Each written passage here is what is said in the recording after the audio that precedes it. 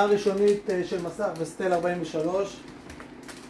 קודם כל מדליקים את החשמל של המסך מאחורה, יש לו כפתור און אוף, אם הוא מצב קבוע להדליק אותו.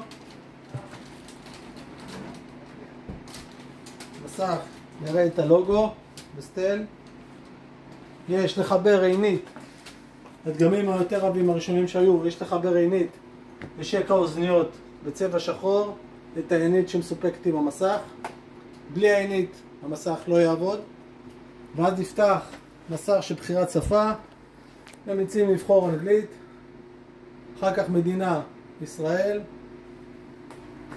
פין, יש פה אפשרות כפתור של מילה של המסך. אנחנו מציעים לעשות סקיפ, לדלג, יורדים למטה עם החץ פעמיים, עושים סקיפ. פה יש פה הגדרות של כיוון למסך, אם מצב התפריד לאורך, לרוחב, אנחנו משאירים את זה לרוחב, יורדים למטה, next. power mode, מצב אקו הוא reactive, מחליפים למצב reactive, next.